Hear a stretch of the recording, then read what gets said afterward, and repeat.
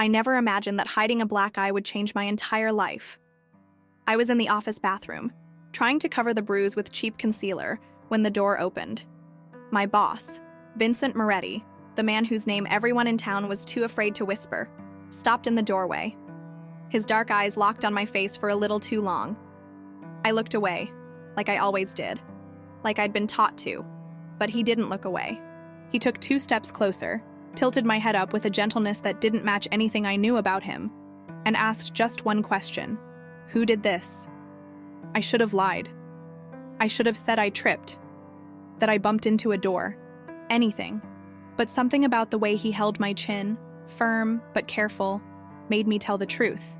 And in that moment, I didn't know I was signing someone's death sentence, or that I was beginning to rewrite my own. I never imagined a black eye could change an entire life, much less mine. It was Tuesday. I know because Tuesdays are meeting days on the 17th floor, and I always make the coffee an hour beforehand. Strong, no sugar, exactly 3 cups arranged on a silver tray that weighs more than my purse. I learned in the first 6 months, Vincent Moretti doesn't tolerate lateness, he doesn't tolerate cold coffee, and he definitely doesn't tolerate direct eye contact during negotiations. So I became invisible, transparent. The woman who walks in, sets the tray down, and leaves without making a sound. The perfect secretary, efficient, quiet, forgettable. That morning, I was wearing sunglasses inside the office. Outside, the sky was gray, heavy with rain that never fell. New York in October has this way of holding its breath, making everything feel suspended between what was and what might still happen. I walked into Moretti Enterprises at 8 on the dot, my low heels making that discreet tap on the marble of the lobby. The security guard, Tony, I think, nodded. I nodded back. No one asked about the sunglasses. No one ever asked anything. My desk was on the 16th floor, a cubicle facing another glass wall. Neat, impersonal. Perfect. I turned on my computer, checked email, printed the contracts Vincent would need to review. Everything mechanical, everything safe. The concealer was cracking under the sunglasses. I felt the skin throb, a dull, persistent ache Marcus had left the night before. It was nothing, I told the mirror at 6 a.m. He's been stressed. I provoked him. I tripped. I hit a door. How many doors can you invent before admitting there was no door at all? Only fists. Emma. His voice made me look up. Vincent Moretti was standing at the entrance to my office. No, my cubicle. Men like him don't stand in cubicles. They occupy penthouses, conference rooms with river views, places where power doesn't need to be announced because it's already in the air. But there he was, 6'1" of presence, charcoal gray suit without a crease out of place, black hair combed back showing the first silver at the temples, 38 mods according to the files I filed myself. He looked older. Or maybe it was the weight behind his eyes. The kind of exhaustion that doesn't come from a few sleepless nights, but from decisions ordinary people never have to make. Mr. Moretti, I said, taking my sunglasses off automatically. Mistake. I realized it too late. He didn't say anything. He just looked. It wasn't a quick glance. It wasn't polite. It was surgical. His eyes, dark, almost black, swept my face with a focus that left me feeling exposed in a way Marcus never could. As if he were reading something written on my skin, something I'd spent 40 minutes trying to erase. Heat rose in my neck. Shame. Not for the bruise, but for being seen. The meeting's been postponed, he said, his voice low, controlled. Vincent never shouted. He didn't need to. Come with me. It wasn't a request. It never was. I stood. Put the sunglasses in the drawer with hands that trembled without me noticing. I followed him down the corridor, past other secretaries who gave me those veiled looks. What did Emma Hayes do now? The elevator was empty.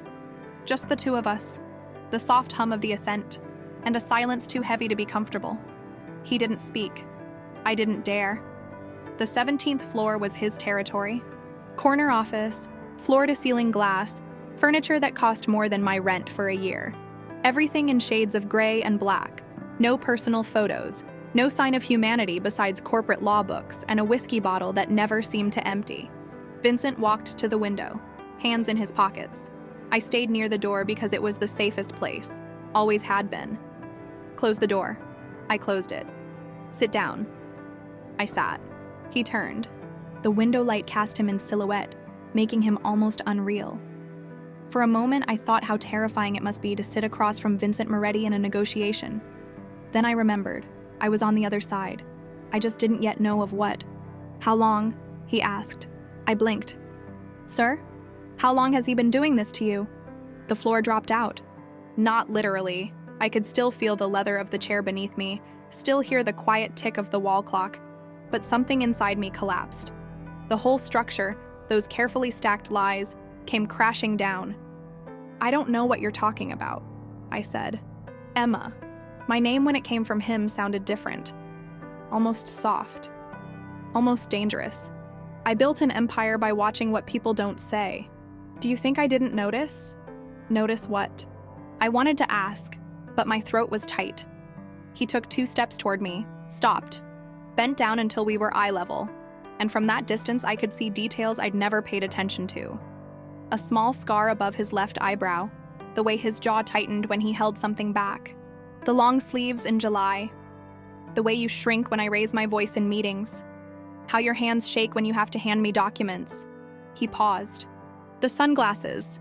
Tears burned behind my eyes, but I didn't let them fall. I wouldn't give him that satisfaction. I wouldn't give anyone that. "I tripped," I whispered. "The oldest lie in the world." "Tripped," he repeated, louder, as if volume could make it true.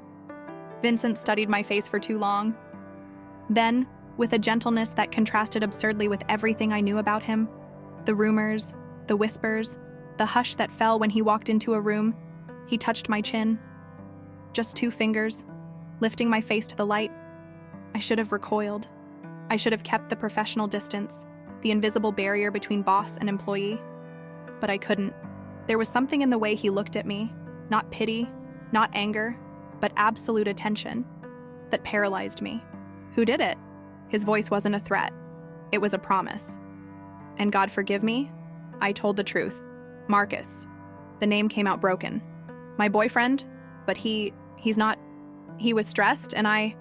"Stop." His voice cut through the air. "Stop doing that." "Doing what?" "Defending the person who hurts you." The tears came. I couldn't hold them back. Years of control, of sunglasses and long sleeves, of lies told so often they started to feel true. Everything fell apart there on the 17th floor, in front of the most dangerous man I knew. Vincent stepped back, walked to the desk, grabbed a tissue from a box that probably had never been used, and handed it to me. I took it with trembling hands. "Where is he now?" he asked, moving behind the desk. "At home." "Our apartment." I corrected myself quickly. "My apartment. He lives with me." Something crossed Vincent's face. Anger, maybe, or recognition. As if he knew exactly what kind of man Marcus was, the kind who moves slowly, who consumes space until there's nothing left. He picked up the phone, dialed. Someone answered on the first ring. "Luca, I need an address checked." Pause. He looked at me. "What's the address?" I gave it.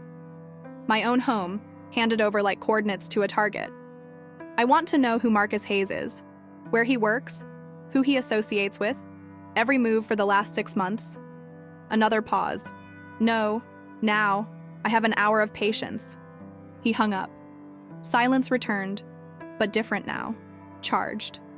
"Mr. Moretti, I don't want to cause trouble. I can handle this myself." "Can you?" He leaned on the desk, palms flat on the dark surface. "You're handling it so well. You came to my office with a black eye and a story about doors." I had no answer. "Emma." He waited until I looked at him. "From now on, no one touches you. No one." It wasn't gallantry. It wasn't chivalry. It was a declaration of war. And there I sat, in that too expensive chair, crying silently into a tissue, realizing something terrifying. I believed him. The phone rang. Vincent answered, listened for 30 seconds, and hung up. When he looked at me again, something new had settled into his expression. Something dangerously close to concern. "Marcus Hayes isn't at your apartment. Neighbors say he left at 7 this morning with 2 suitcases." My stomach flipped. He left. Or he was warned. Vincent walked back to the window, looking down at the city like a general studying a battlefield. Emma, I need you to tell me the truth now. Has Marcus ever asked about your work? About me? I frowned. Sometimes normal questions. Where I work, what I do, what kind of documents do you handle? Contracts, mostly business agreements. I paused, thinking. He asked once about clients. Said he was just curious. Vincent closed his eyes briefly. When he opened them, the decision was already made. You don't go back to that apartment, not today, not ever. But my things, I'll have them collected. He picked up the phone again. Luca, I need a team at the address I gave you. Collect everything belonging to Emma Hayes. Clothes, documents, anything personal. And Luca, his voice dropped, more dangerous. Find Marcus Hayes. I want to know where he is in an hour. He hung up and looked at me with an intensity that made me forget to breathe. And Emma, from now on, no one touches you. He paused deliberately, each word heavy as a verdict. No one. I woke up in a room that wasn't mine, in a bed that cost more than 6 months of my rent. Morning light slipped through beige linen curtains, not my cheap polyester ones that never closed right. The mattress didn't creak. The silence was so complete that for one panicked second I thought I'd died and come to some in-between place, suspended between what was and what would never be. Then I remembered. Vincent Moretti had rewritten my life in under 24 hours. I sat up, my bare feet sinking into a rug that was almost too soft. Yesterday's clothes, the navy blouse with a pulled thread at the cuff, the black skirt I always wore on Tuesdays, were folded over a chair that looked like it belonged in a museum. Beside them, a handwritten note on embossed stationery. New clothes in the closet. Driver waiting at 7:30. Coffee's ready. V.M. No, good morning. No, hope you slept well. Vincent wasn't a man for empty niceties. Just efficiency. Just control. I opened the closet and froze. There were clothes, not my old ones Luca had supposedly picked up, but new pieces.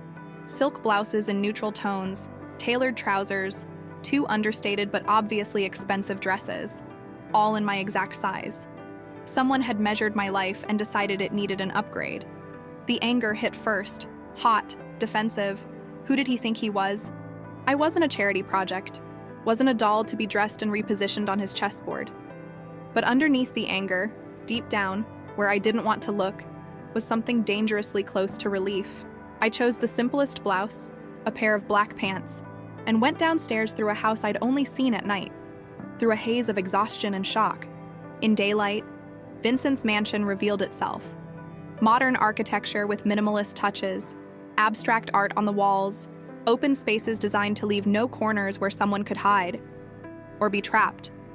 The kitchen was all white marble and stainless steel. A woman in her 50s, gray hair twisted into a perfect bun, white apron, turned as she heard me.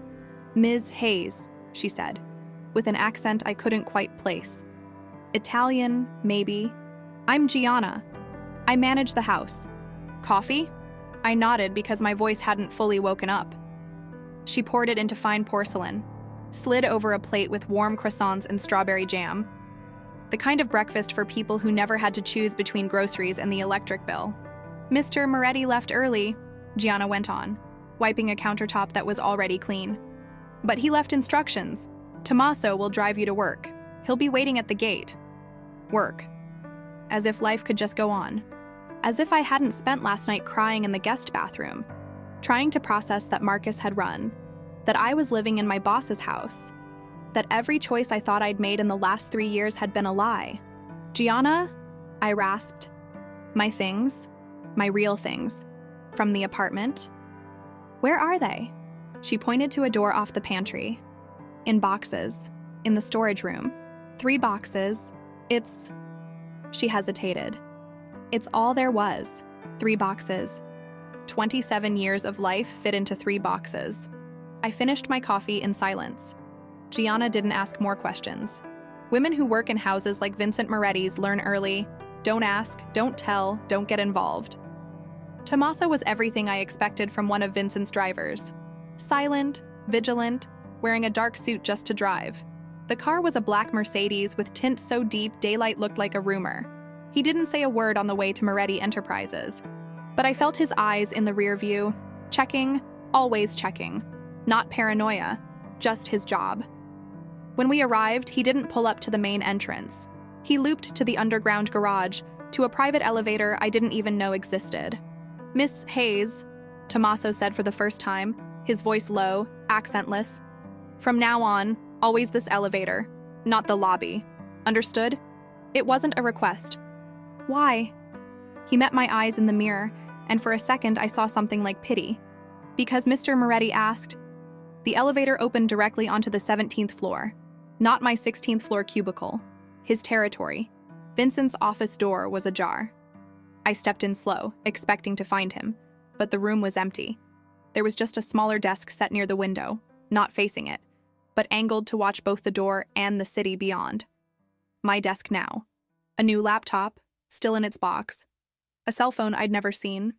And another note, this one typed, "Your new number. Memorize it. Use only this phone for work matters. Any emergency, press 1, V, M."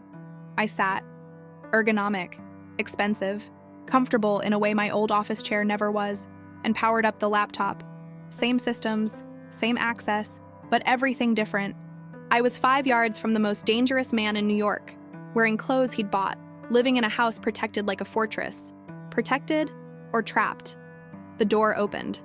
Vincent came in without ceremony. A different suit, but just as immaculate.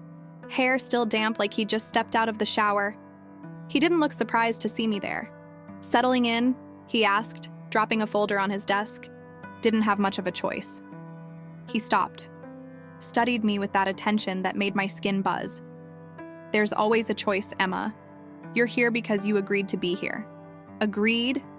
I stood, anger finally finding its voice. "You decided for me, the house, the clothes, the driver. I didn't ask for any of it." "No." He came closer, stopping at a respectful distance. "But you needed it. And I don't negotiate when it comes to keeping people alive." The word hung between us. Alive. "Marcus isn't going to kill me," I said. But it didn't sound as convincing as I wanted. "Marcus is a pawn." Vincent crossed his arms. "But who's moving him?" That's the question that kept me up last night. I didn't know what to do with that. Couldn't process that my 3-year relationship had been orchestrated, that I'd been watched, used. His phone records show 17 calls in the last 2 months to a number registered to an attorney. Vincent pulled out his phone and showed me a photo. "Do you know this man?" A guy in his late 50s stared back. Gray hair, politician smile, pinstripe suit, expensive briefcase? "No," I said. "Should I?" "Richard Castellano, corporate attorney on paper. In reality, he launders money for Dominic Caruso." The name Caruso rang faintly. News stories, federal investigations, the kind of thing I'd switch off because it felt so far from my ordinary life. Except my life had never been ordinary. I just hadn't known. "Why would Marcus be talking to a criminal's attorney?" I asked, already afraid of the answer. "Because Marcus was using you to collect information about me, about my business." Vincent pocketed the phone. "Every contract you filed, every client you scheduled, every insignificant detail you mentioned at home, he reported it." Nausea rose. I handed you over. You were manipulated." He said it with such certainty, such absence of judgment, it almost hurt more. "Caruso is meticulous. He doesn't act on impulse. If he planted Marcus in your life 3 years ago, he was already watching me. You were always the plan. 3 years. Since the grief group after Grandma died. Since I was at my most vulnerable, most alone, most desperate for someone to tell me I mattered. My knees went weak. Vincent moved fast, steadying me before I fell. His hand was warm, sure, and for one absurd moment I wanted to bury my face in his chest and let someone else carry the weight. But I didn't, because women like me don't do that. We learn early. You hold yourself up, or you go under. "I need air," I whispered. "You can't leave without an escort. Then watch me on your security feed, but don't keep me caged here." Something flickered over his face. Conflict, maybe. Or understanding. Tommaso's in the garage. Vincent released my arm slowly. "But Emma?" Don't do anything stupid. Like what? Like trying to fix this alone.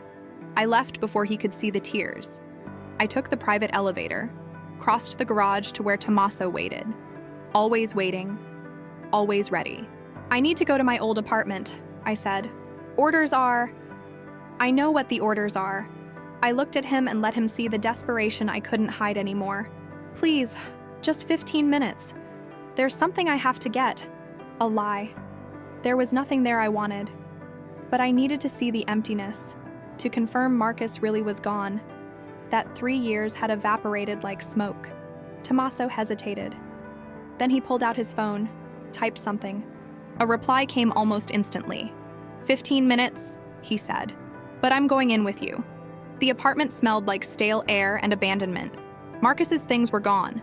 The leather jacket he left on the couch. The sneakers always dumped by the door. The expensive electric toothbrush he bought for us, but only he used. What was left were my ghosts. The stain on the rug from when he threw wine at the wall. The small hole in the drywall from the day he punched the wall beside my head. Tommaso stayed in the doorway, but I knew he saw it all. Knew he understood the kind of history an apartment like this told. I opened the dresser drawer, the one Marcus never touched because it was women's stuff. At the back, buried under scarves and old socks, was a small shoebox. Photos. My childhood, the parents I barely remembered, my grandmother smiling on the porch of the house where I grew up, the life before, the life Marcus never wanted to know because it didn't fit his version of who I should be. I tucked the box under my arm and turned to go. That's when I saw it. On the fridge, pinned by a cheap New York magnet, was a note that definitely hadn't been there yesterday. My hand shook as I pulled it free. Handwriting I didn't recognize. A message that sent ice through my veins. He can't protect you from everything. We're always watching. D. C. D. C. Dominic Caruso. The paper slipped from my fingers. Ms. Hayes? Tommaso's voice was tight. I pointed at the note. He took it, read it, and immediately spoke into an earpiece I hadn't even noticed he was wearing. Code red, location compromised, returning to base now. He took my arm, not rough, but firm, and guided me out, into the hall. Into the elevator. My mind couldn't keep up. Someone had been in my apartment, after Vincent sent people to collect my things, after we thought it was safe. Someone was always watching. In the car, Tommaso drove about 12 miles over the limit. My phone, the new one Vincent had given me, buzzed. Unknown number, a photo, me, walking out of the Moretti Enterprises building. Taken this morning? The angle suggested whoever took it was across the street with a telephoto lens. Beneath the photo, a single line. You're beautiful when you feel safe. Shame safety is an illusion. The photo on my phone burned like a live coal in the palm of my hand. Tommaso didn't say anything on the drive back. He didn't need to. The silence between us was already saturated with everything that mattered. Someone had taken my picture. Someone knew where I was, and worse, someone wanted me to know that they knew. When we pulled up to the mansion, Vincent was at the door. Not inside, but standing on the threshold like he'd been counting every second of our absence.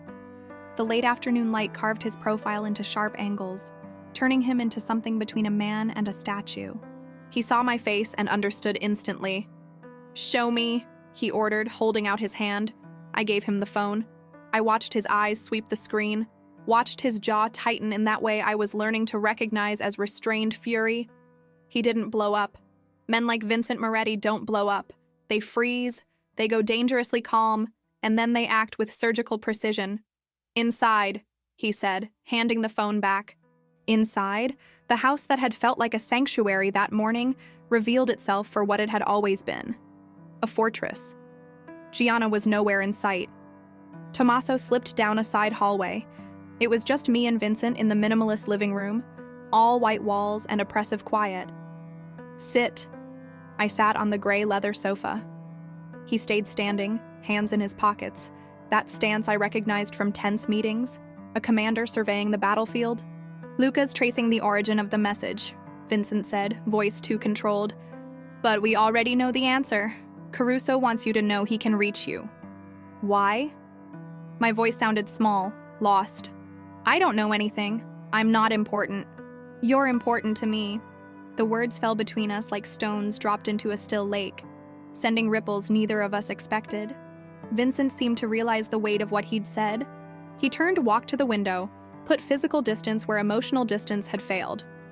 "What I mean," he started again, more careful, "is that you work for me. You have access to my files, you know my schedule. To Caruso, that makes you valuable. As a hostage, as bait, as a chess piece," I finished, unable to keep the bitterness out of my voice. He didn't deny it. Brutal honesty, I realized, was one of the few constants with Vincent Moretti. His phone rang. He answered, listened, and his expression shut down even further, which I hadn't thought possible. "When?" A pause. "You're sure?" Another pause. "Understood. Bring the others, midnight, location 3.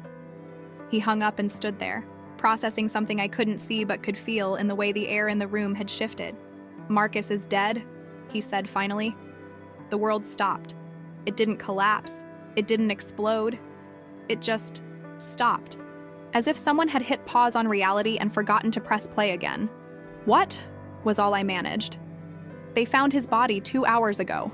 A warehouse in Red Hook." Vincent turned to face me, and there was something close to compassion in his eyes. "Emma, he was tortured first. Caruso wanted information." Bile rose in my throat. Marcus. For all his flaws, all his casual cruelty, he was still human. He was still the man who once held my hand in a grief group and made me feel less alone. Before he turned me into more alone than I'd ever been. "This is my fault," I whispered. "No." Vincent crossed the room and knelt in front of me like he had in the office, forcing me to look at him. "Listen to me. Marcus made choices. He worked for Caruso, used you, betrayed my trust. What happened to him is a consequence of the world he chose to live in. But if I hadn't talked to you, if I'd kept everything hidden, then you'd be dead. No sugarcoating, no fake gentleness. Caruso would have used you, taken what he wanted, and discarded you. At least now you have a chance. A chance. What a strange concept when your whole life has just revealed itself as a lie." "What did he want from Marcus?" I asked, wiping away tears I hadn't realized were falling. "What information?" Vincent hesitated. For the first time since I'd met him, he seemed unsure how much to reveal. "There are files," he said slowly. "Documents that prove the corruption network propping up Caruso's operations. Judges, cops, politicians. I have copies." Marcus knew because you mentioned them. Without understanding. The memory came back sharp. 6 months ago, Marcus asking about a client called Project Spine. I'd mentioned in passing they were confidential files, very important, that Vincent kept them in a digital vault. Project Spine. The backbone holding up Caruso's empire. "I handed you over," I said again. But this time it sounded different. Not self-pity. A statement of fact. "You were deceived," Vincent corrected, standing. "There's a difference." Was there? In the end, the result was the same. A man was dead. I was being hunted. And Vincent was risking everything to protect me. And I didn't even know why. "Why are you doing this?" I blurted. "You could hand me over. You could deal with Caruso, trade my life for peace." He looked at me for too long, and something unspoken passed between us. A truth neither of us was ready to name. "Because I know what it's like," he said at last, voice low. "To be used by someone you trusted." It wasn't a complete answer, but it was honest. And for now, it was enough. Vincent's phone buzzed. He read the message, and his face turned into a mask of absolute control. "We need to go. Now." "Go where?" "Somewhere Caruso can't reach you." He was already moving, grabbing a dark coat from a closet I hadn't noticed. "Tommaso will drive. Luca will meet us there." "Vincent, tell me what's happening." He stopped, faced me, and for the first time I saw something like fear in his eyes. Caruso didn't just kill Marcus for information. He left a message. Vincent held up his phone. The photo was of a man beyond easy recognition, beaten past humanity, with something strapped to his chest. A photo of me, college graduation, smiling, innocent. Scrawled in blood along the edge, "She's next." The air left my lungs. "But he won't get you," Vincent promised, steel in his voice. Because tonight, I do what I should have done years ago. I end Dominic Caruso. Before I could process it, before I could ask what that meant, the lights flickered. Once, twice, went out entirely. Silence, total darkness. And then, the sound of glass shattering. Vincent reached me in 2 strides, pulled me behind the couch, his body covering mine. I felt his gun, when had he drawn it, pressed between us. "Don't move," he whispered in my ear. "Don't make a sound." Footsteps, upstairs. Heavy, multiple. Vincent Moretti's house, the impenetrable fortress, had been breached. And I finally understood. There was no safe place. There never had been. The living room door eased open, creaking like a promise of horror. A silhouette filled the faint glow from the hallway. "We know you're there, Emma," said a voice I didn't recognize. Italian accent, almost gentle tone. "Mr. Moretti, please, no need for violence. Just hand over the girl and we all walk out alive." Vincent didn't answer, but I felt his body lock above me, every muscle coiled. "No," the voice sighed. "Theatrical. What a shame." A flashlight beam sliced through the dark, and in the split second before Vincent shoved me toward a side corridor, I saw them. 3 men, all armed, all aimed at us. "Run!" Vincent ordered, already firing, and I ran, down hallways I didn't know, in pitch black, with gunshots cracking behind me. I ran until my lungs burned, until my legs threatened to give. I reached a door, wine cellar, storage, and locked myself inside. Silence on the other side. Then footsteps approaching. My phone buzzed. A message from Vincent. "Basement, south tunnel. Go now." There was a tunnel. Of course there was. Men like Vincent always have exits. I found the passage hidden behind a wine rack, a narrow staircase dropping into deeper darkness. I went down, hands on damp walls, every step an act of faith. The tunnel felt endless, until it didn't. I came out on a side street, 3 blocks from the mansion. A car waited.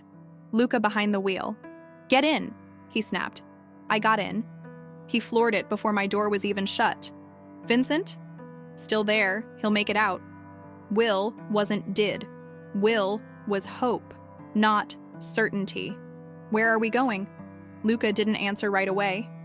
Then, "To the only place Caruso won't look." "Where?" He met my eyes in the rearview eye, and something unsettling moved across his face. "To his territory." That didn't make sense. It didn't. My phone buzzed again. Unknown number. A photo of Vincent, on his knees, a gun to his head. And the message. "Simple trade, Emma. You for him. Pier 57, 1 hour. Come alone, or we start sending him back in pieces." Luca almost wrecked the car when I tried to jump out while it was moving. His hand clamped my arm hard enough to leave a mark, yanking me back as he swerved around a taxi that laid on its horn. The car fishtailed and slammed to a stop on the shoulder. Furious engines screamed past us into the New York night, indifferent to the collapse of my life happening inside that black sedan. "Are you out of your mind?" he shouted, and it was the first time I'd seen Luca lose his composure. "Let me go!" I fought his grip uselessly. He was trained for this. I was just a woman who'd learned too late that I should have learned to fight. "They're going to kill him! And they'll kill you too if you show up alone." Luca released me but blocked the door with his body. "Emma, think. Caruso doesn't just want you. He wants the files. You're just the key to get to them." "Then let me be the key." My voice cracked, and I hated the sound of it. Hated the weakness. Hated that after everything. Marcus, the violence, years learning to be small. I still didn't know how to be brave in the right way. Vincent is there because of me. All of this is because of me. No. The word came from behind us, from the back seat I was sure had been empty. I spun so fast my neck popped.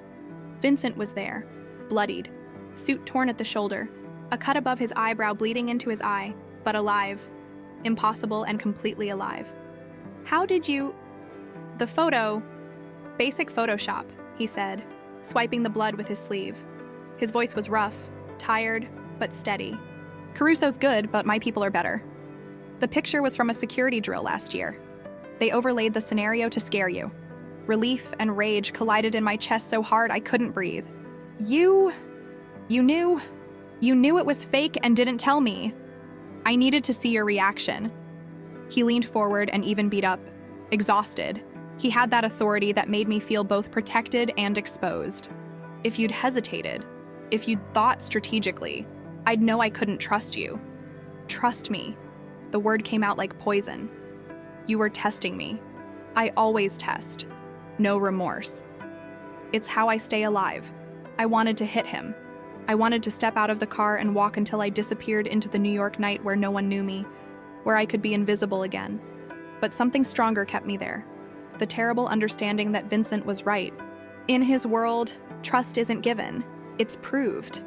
And I'd just proved I would put his life above mine. I don't know which of us that revelation rattled more. Luca broke the brittle silence. Where to now? Vincent looked out at the city, breathing, indifferent. The warehouse in Queens. Location 4. The others know. Tommaso's coordinating. Vincent finally looked at me, and there was something different in his expression. Less armor, more human. Emma, I need you to hear what I'm going to say. No interruptions. I only nodded because I didn't trust my voice. What happened tonight was an escalation. Caruso doesn't invade my house on impulse. He's desperate, which makes him more dangerous. A beat. But it also means we're close to something he can't let me have. The Project Spine files, I said. Surprise flickered across his face. How do you know that name? You mentioned it. At the office. I drew a breath, and Marcus asked about it once, 6 months ago. Vincent shut his eyes for a moment, doing the math. 6 months? That's when Caruso started pushing into the docks. He needed to know if I had the evidence to stop him. And do you? I do. He eased back, pressing a hand to his torn shoulder. Recordings, documents, transactions. Enough to take down not just Caruso, but half the NYPD and 3 federal judges. The silence that followed was thick with unsaid possibilities. Why haven't you handed it over? I asked at last. If you have all that, why not go to the authorities? Luca made a sound that could have been a laugh or disbelief. Vincent opened his eyes. Something old in them. A wound that never healed right. Because I don't trust the authorities, Emma. I learned young that justice and the law don't always travel together. There was history there. Trauma. He didn't offer it. And I didn't push. Not yet. The car rolled into an industrial stretch of Queens. Abandoned warehouses, unlit streets, the kind of place you vanish and no one asks questions. Luca parked beside a depot that had seen better decades. Or maybe never had. Inside was surprisingly organized. Not a movie villain's lair, an operations center, tables with computers, maps on the walls, 3 men I didn't recognize working with quiet efficiency. Tommaso was among them, but the 4th man made me stop. Older, mid-60s, hair completely white, reading glasses hanging from a chain. Wearing a wool sweater, he looked like a professor, not whatever he was. Emma, Vincent said as Tommaso helped him shrug off the ruined jacket. This is Father Dom, Domenico Rossini. I was a priest, the man said gently, thick Italian accent, a long time ago. Now I'm just someone trying to fix old mistakes. Father Dom is my counselor, Vincent said. And there was real affection there. And the only person I trust completely? The priest studied me with eyes that seemed to see through masks. So you're the young woman who stirred up such a fuss. It wasn't my intention. The best revolutions rarely are. He smiled kindly. Sit, child. You look like you're about to come apart. I hadn't realized it until he said the words, but my legs were shaking, my vision dimming at the edges, adrenaline leaking out, leaving exhaustion behind. I dropped into a folding chair that complained. Someone, Tommaso maybe, put a water bottle in my hand. I drank without thinking, and only then realized how thirsty I was. Vincent sat across from me. Father Dom had insisted on cleaning his wound, and now there was a tidy bandage where there had been only blood. He seemed smaller like that, more accessible, less myth, more man. We need ground rules, he said. Rules, I echoed, unable to keep the edge out of my voice. Like the rules about testing me without telling me? Yes, he said, unapologetic. Exactly like that. Emma, I operate in a world where hesitation gets you killed, where misplaced trust destroys empires. If we're going to survive the next few days, I need to know you'll follow instructions. Instructions. The word tasted like Marcus, orders dressed up as concern. Sounds a lot like control. It is. Vincent leaned forward, elbows on his knees, eyes locked on mine. But there's a difference between control that cages you and control that keeps you alive. I'm offering the latter, and I decide if I accept it. Something passed between us then. Mutual recognition. He saw I wasn't the woman who wore sunglasses to hide shame anymore. I saw he wasn't only the dangerous man from the rumors. We were two survivors trying not to drown in the same ocean. 3 rules, Vincent said. Mine, then you get 1. I nodded. Father Dom watched like a curious scholar. 1, you don't go anywhere without an escort. Ever. Not to the corner. I lifted a hand to argue, but he continued. Caruso has eyes all over the city. 1 mistake and you disappear. I swallowed and nodded. 2, you answer my call every time. No matter the hour, no matter what you're doing. If I call, you pick up within 3 rings. What if I'm in the shower? Especially if you're in the shower. No smile. Attacks happen when you're vulnerable. The logic was solid, even if the idea was unsettling. I nodded. 3, you trust my people. Luca, Tommaso, anyone I assign. If they tell you to jump, you jump. Questions later. That one was harder. Trust wasn't something I handed out easily, not anymore. But I looked at Luca, who'd stopped me from doing something stupid. At Tommaso, who'd guided me through the dark. At Father Dom, whose presence sanded down the sharp edges of this world. Fine, I said at last. 3 rules. Your turn, Vincent said. I thought for a long moment. What did I need from him? What would make this bearable? No more tests, I said finally. If you don't trust me, say so. But don't use me as a lab rat to prove your theories. He considered, then, fair. No, I corrected. Not fair. Necessary. I drew a breath. My real rule is no secrets about what's happening. You don't have to tell me everything about your past, your business, your life. But about Caruso, about the danger, about the plans, I deserve to know. I won't be protected through ignorance. Silence. Vincent studied me like he was seeing me for the first time. That's risky, he said slowly. Knowledge makes you a bigger target. Ignorance made me a victim, I said. I choose knowledge. Father Dom made a pleased sound. She's clever, Vincent. You chose well. I didn't choose anything, Vincent muttered, but his eyes didn't leave mine.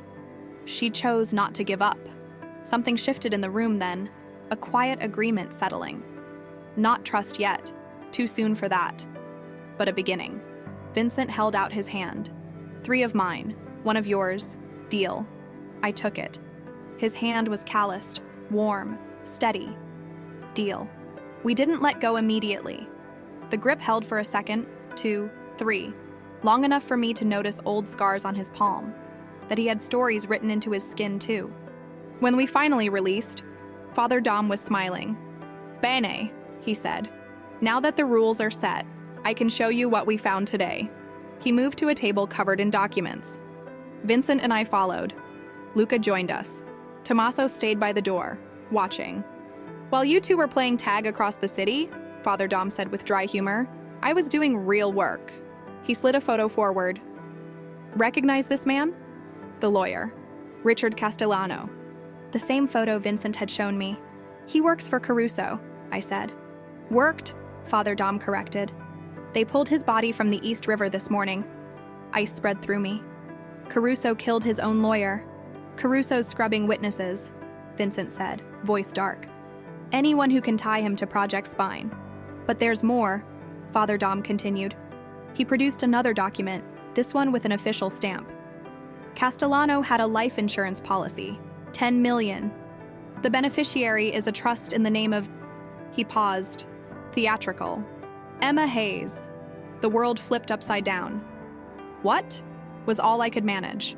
It was established 3 years ago, Father Dom explained. Exactly 2 weeks after you met Marcus. Vincent swore softly in Italian. Why would I be in the will of Caruso's lawyer? My voice climbed. That doesn't make any sense. It does, Vincent said. And there was a disturbingly admiring note in it. Caruso planted you in my life 3 years ago. But he needed a guarantee that if something went wrong, you'd be stuck. Debts are more effective than threats. He was grooming me to be, what? An heir? An accomplice? A scapegoat, Father Dom said gently. If Caruso fell, you'd inherit a trust tainted with dirty money. You'd become the prime suspect, the woman who worked for Vincent Moretti and secretly received fortunes from criminals. He paused. You would be destroyed. I sat because standing wasn't an option anymore. 3 years, every moment, every choice, every time I thought I was taking control of my life, everything had been orchestrated. Vincent knelt in front of me. Again, it was becoming a habit, coming down to my level when the world tried to crush me. Look at me, he said softly. I did. His dark eyes were an anchor in a sea of chaos. We're going to destroy him, he promised. Caruso, his empire, every lie he built, will unravel it all. How? He smiled. It wasn't kind. It was predatory. By using his own weapon against him. Father Dom set a third photo on the table. This time it was a port warehouse.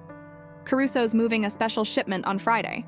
Drugs, weapons, and according to sources, he looked at me, compromising documents he's collected as insurance on his corrupt partners. Including evidence against Vincent, I realized. Precisely. Father Dom adjusted his glasses. If we intercept that shipment, we don't just cripple Caruso's operation. We gain the material to bury him and anyone working with him. Vincent stood, arms crossed, strategist engaged. He'll expect me to try. Security will be triple. Unless, I said slowly, an idea forming, he's busy with something else. They all looked at me. With me, I went on. He wants me. He thinks I'm the key. If I show up, offer a trade, he'll focus resources on grabbing me. No. Vincent, immediate, absolute. It's a good idea, Father Dom mused. It's a suicidal idea. Vincent rounded on him. You're suggesting we use her as bait? I'm suggesting we let her have agency. The priest looked at me. Emma, do you understand the risk? I do. And I did. Finally, I did. Marcus died because Caruso squeezed him dry. Castellano died because he was a witness. How many more are going to die if we don't stop this? That isn't your responsibility, Vincent said, but there was desperation in his voice now. It is. I stood and faced him. You said I chose not to give up. Then let me choose to fight. We stood like that, eye to eye. A silent battle of wills. Around us, the others waited to see who would yield. Finally, Vincent exhaled. There are conditions. There always are. You're not alone for a single second. Tracker, wire, and I run the op personally. Agreed. Emma, his hands closed on my shoulders, the heat burning through my blouse. If anything goes wrong, it won't, I said with more confidence than I felt. But if it does, he pressed. You run. You don't look back. You don't try to be a hero. You run and let my men handle it. That wasn't part of the 3 rules. I'm improvising. Almost a smile. Then so am I. I drew a breath. If you die trying to save me, I will never forgive you. His smile turned real, small but honest. Noted. Father Dom cleared his throat. When you two are done with the moment, we have an operation to plan. We stepped apart, flushed but focused. The next 2 hours were a masterclass in strategic crime fighting. We studied maps, traced routes, planned contingencies. I took it all in, part of me horrified by how easily I adapted. Another part recognizing maybe I'd always had this in me, the capacity to be more than a victim. When Luca stepped out to make a call, when Tommaso went to check the perimeter, when Father Dom excused himself to make coffee, Vincent and I were briefly alone. Can I ask you something? I said. You can? Why are you really doing this? Don't give me the line about business or strategy or Caruso being a threat. I looked at him. The truth. He took his time. When he answered, the words came raw. Because 15 years ago, I was where you are now. Used. Manipulated. thinking I deserved what was happening. He paused. And no one showed up to tell me I was worth more. What happened? I survived. Just like that. But part of me died in the process. The part that knew how to trust. He met my eyes. When I saw that black eye, when I saw you trying to disappear, I saw myself. And I couldn't let it happen again. Tears threatened. I held them. Vincent Moretti, I said slowly, you're a much more complicated man than you look. And you, Emma Hayes, are a much stronger woman. Before we could say more, before we could step into the dangerous territory opening between us, Vincent's phone rang. He answered, listened. His face shuddered. When?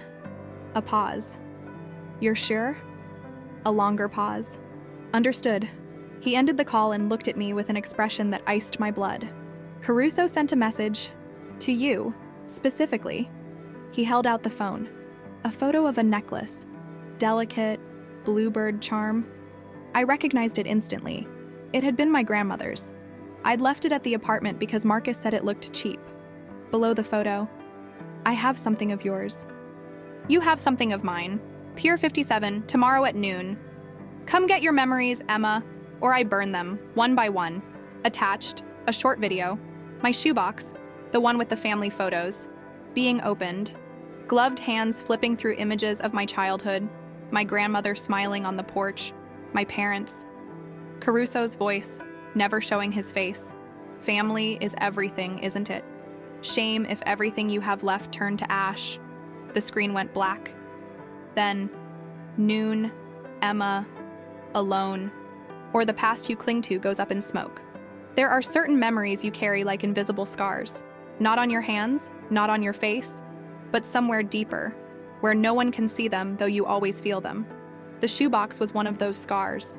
Sitting in the Queen's warehouse with the clock pushing 3 a.m., I stared at the photo on Vincent's phone and felt something crack inside me. It wasn't fear. Not anymore. It was anger, clean, sharp, the first truly mine emotion I'd allowed myself in years. Caruso had taken the only things that were truly mine. Not because they were worth money, because he knew they were worth everything. Emma. Vincent's voice was careful, like I was a bomb about to go off. Maybe I was. Look at me. I did. In his dark eyes, I saw something I was learning to recognize. Not pity, but understanding. The subtle difference between someone who feels for you and someone who feels with you. He's trying to break you, Vincent said, sitting beside me on the cold concrete floor. Not in a chair above me, not in a position of authority. Beside me, equal. It's what he does, finds what you value most and turns it into a weapon. It's working. My voice came out steadier than I expected. Because I'm going. Not alone, you're not. Vincent. No. He took the phone from my hand, forcing my eyes to his and away from the photo. I get it. Believe me, I get what it is to see your past used as currency. But if you go alone, you don't come back. And those photos? He motioned to the screen. They won't matter to anyone but Caruso when he's done with you. The truth of that hit like a punch. I could go. I could sacrifice myself. And in the end, everything I wanted to protect would die with me anyway. Father Dom appeared with 2 cups of coffee that could strip paint. He handed one to each of us. Young people today think heroism is dying for the right things. He lowered himself onto a nearby crate, knees popping. I've always thought real heroism is living in spite of everything and making the right things matter. Philosophy at 3A. Immy might, father? I asked, but there was no bite to it. Wisdom keeps no hours, he smiled. And please just Dom. Father was a long time ago, in another life. I drank, it burned going down, but the pain was welcome. It kept me anchored. Tell me about her, Vincent said suddenly. The woman in the photo, your grandmother. I should have refused. I should have kept that part of me locked away where no one could touch it. Maybe it was exhaustion, or maybe it was the way Vincent had sat beside me instead of ordering me to do anything. Maybe I just needed to remember why those photos mattered. Eleanor Hayes, I began, and just saying the name loosened something in my chest. She raised me after my parents died. I was 5. Car crash, rain, drunk driver on the other side. Short sentences, facts without emotion because it was the only way to tell it. She was 62 and had no obligation to want me, but she wanted me anyway. Vincent didn't say anything. He just listened. She cleaned offices at night to keep me in private school. Said education was the only thing no one could take from me. I smiled without humor. Ironic, isn't it? She taught me to be strong, independent, and I ended up with Marcus, letting him take everything that mattered. You didn't let him, Father Dom said gently. You were manipulated by someone who knew exactly how to press your wounds. She died of cancer, I went on, because starting meant I had to finish. 3 years ago. Fast at the end. Painful. I was with her. I held her hand and promised I'd live the life she'd sacrificed so much to give me. A beat. 2 weeks later, I met Marcus at a grief group, and he said all the right things, that I was strong, that she'd be proud, that he'd take care of me. And you believed him, Vincent said, without judgment, because you needed to. I nodded. The tears came, finally, and this time I didn't fight them. I'd cried for all the wrong things these last years, for Marcus being angry, for not being good enough, for existing the wrong way. I'd never cried for what really mattered, for the loss, for betraying myself, for the promise broken at a hospital bed. Vincent didn't try to soothe me. He didn't say it would be okay, because we both knew it might not be. He just stayed, solid, while I fell apart and pieced myself back together on a cold warehouse floor. When I could speak again, my voice was raw, but firm. That necklace, the bluebird, it was the last thing she gave me. She said birds always find their way home, no matter how lost they are. Then we bring it back, Vincent said, just like that, as if deciding made it so. But our way? On our terms? How? He stood and offered me his hand. I took it, and he pulled me up. Caruso wants you at noon, Pier 57. We give him what he wants, but not the real you. Father Dom rose too, eyes bright with interest. A stand-in. Better. Vincent crossed to the table of maps. We send Emma, the real Emma, but not alone, not unprepared, and absolutely not without an exit plan. Luca walked in then, trailing cold air and cigarette stink. Caruso's people are staging something big at the docks. Unusual movement. That meet with Emma isn't just about the photos. Never was, Vincent agreed. It's a trap. She shows, he takes her, uses her as leverage to force me to hand over the Project Spine files. What if we give them to him? I asked. They all stared like I'd lost it. Not the real ones. Fakes. Corrupted data. Useless info. Enough time to make him expose himself. Vincent studied me with something like admiration. You're thinking like an operator. I'm thinking like a survivor. I corrected him. There's a difference. Not as much as you think. He turned back to the map. Pier 57 has 3 access points. North, south, and a maintenance passage nobody's used in years. Tommaso, check the last one. Tommaso, quiet in the corner, nodded. Luca, I need eyes. The most discreet we have. Emma goes in wired, mic, camera, and with a dermal tracker she won't even feel. Dermal tracker sounds invasive, I said. It is. Vincent didn't apologize. But it means even if he strips everything off you, we still find you. The picture that painted of being stripped, protection torn away, turned my stomach. I swallowed the fear. I'd made a promise on that floor minutes ago. I wouldn't break it now. And the dummy files? Father Dom asked. How long do we need? 6 hours to make it convincing, Luca said. I can base it on the real structure, corrupt enough to be useless but not obviously fake. Do it, Vincent ordered. Emma and I will review before she goes. She needs enough to sell it. The next hours ran hot. Luca worked the keyboards, fingers flying. Tommaso vanished to recon the pier and came back with photos and layouts. Father Dom brewed more coffee and scrounged food no one wanted but ate anyway because bodies need fuel. And Vincent taught me, not just the dummy files, but how to read people, how to spot lies, how to keep your body language neutral even when you're terrified. Caruso will try to rattle you, he said as we practiced in a quiet corner. He'll mention Marcus, your grandmother, whatever hurts. You can't react. How do you do that? I asked. Not feel. I do feel. He surprised me with the honesty. I just learned to feel after, not during, During, you go machine. Do the job. Survive. The emotion can come later, when you're safe. And if I can't, you can. His hands closed over my shoulders, the touch both anchor and promise. Because you've already done the hard part, Emma. You decided you're worth fighting for. The rest is technique. By 8 a.m., I was kitted out. Earrings that were a camera, a bracelet that was a mic, a tiny dot under the skin behind my ear I couldn't even feel, but that Vincent swore would ping me anywhere in the city. How much did all this cost? I asked, eyeing the gear that probably totaled more than my life to date. Less than your life is worth, Vincent said. And something about the way he said it, casual, like it was obvious, made my heart jump in a way I wasn't ready to unpack. At 10, we went over the plan for the 10th time.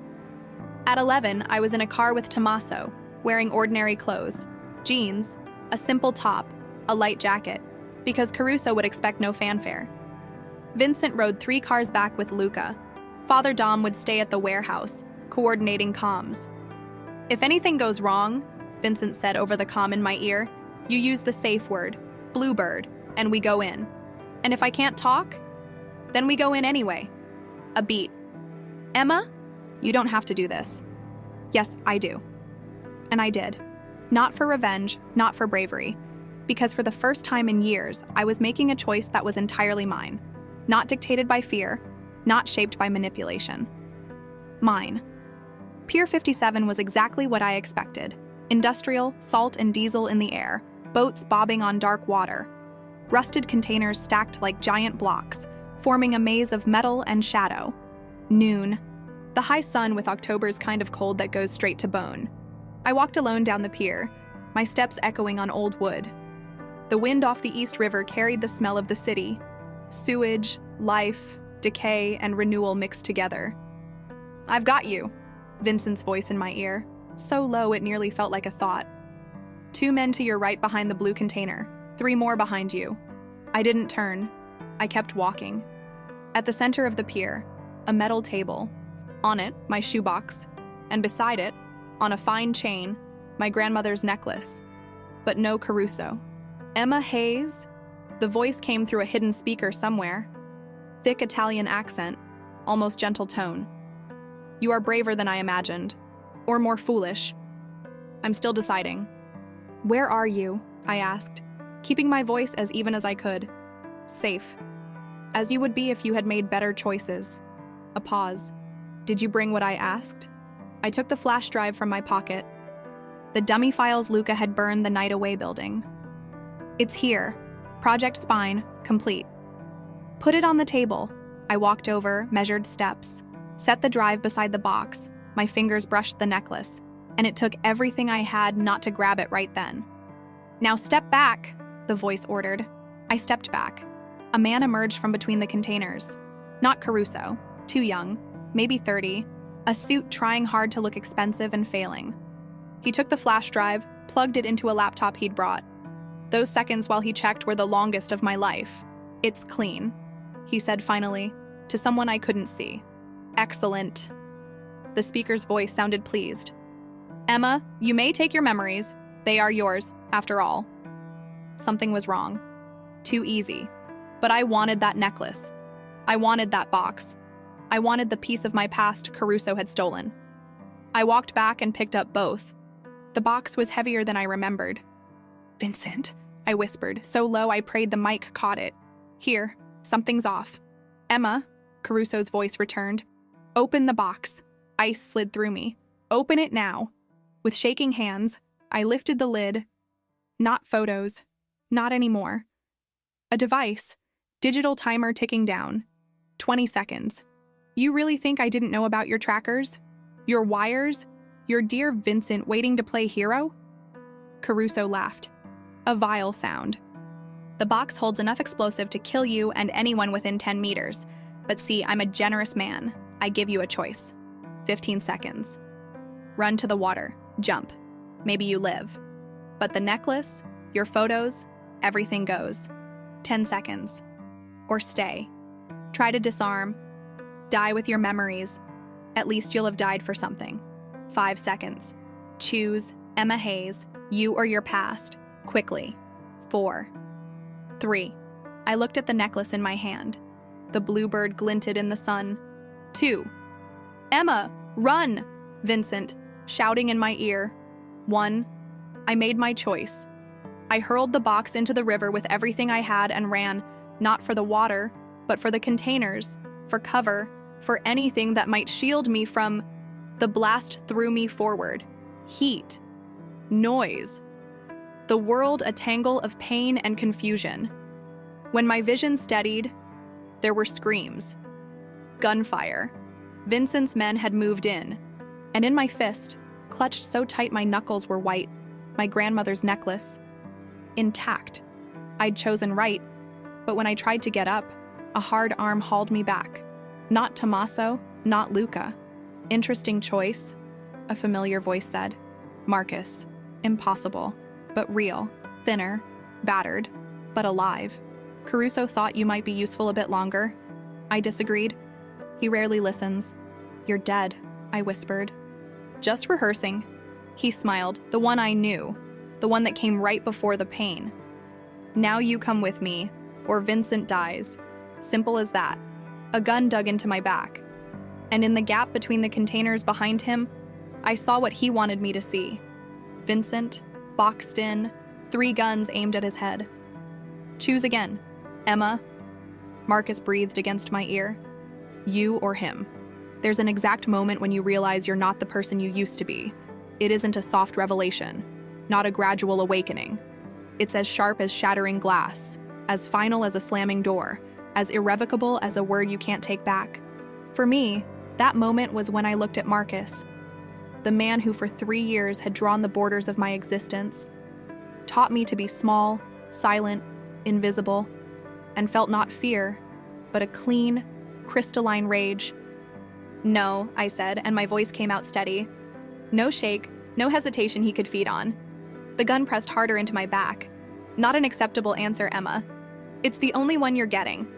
Across the pier, through the smoke still thinning from the blast, I saw Vincent, boxed in. Yes. 3 guns trained on him. Yes. But his eyes, those dark eyes that had seen through every lie I tried to tell, found mine through the chaos. And I understood. He had expected this. Planned for this. Marcus, I said slowly, still holding my grandmother's necklace like a talisman. You've always been terrible at chess. You fixate on the wrong piece. I felt his confusion in the way his body tightened behind me. What are you talking about? You think I'm the move? I turned my head just enough to catch his profile in my peripheral vision. The face I once thought was handsome was now just a map of lies. I've always been the distraction. That's when the shooting started. Not from where Vincent stood. There, I heard the dry clicks of empty magazines. Because of course Vincent Moretti wouldn't let his men be taken with loaded guns if there was another option. But from everywhere else, from the tops of containers, from the shadows between rusted metal, from places that looked empty but never were. Tommaso, Luca, and at least half a dozen other men I didn't know, but who very clearly knew their jobs. Marcus yanked me toward him, using my body as a shield, but I was ready. 3 weeks ago, I would have frozen, gone limp, perfect victim. But Vincent had taught me, during those hours at the warehouse when he thought I was just learning files and protocols, that small women have advantages big men forget. I threw my weight back into him and, in that hitch of imbalance, pivoted. Not to flee, but to face. My knee found his stomach. It wasn't perfect form, wasn't clean technique. It was raw fury from a woman who'd spent too many years absorbing pain without returning it. He staggered. The gun wavered. And then Tommaso was there, materializing from the smoke like tailored vengeance, ripping Marcus off me with a brutal efficiency that didn't leave room for mercy. You okay? Vincent, suddenly at my side, like he'd crossed a battlefield in seconds. Maybe he had. There was blood on his suit, his or someone else's, I couldn't tell, but his eyes were locked on me. I'm fine. It was true, hands shaking, heart racing, but whole.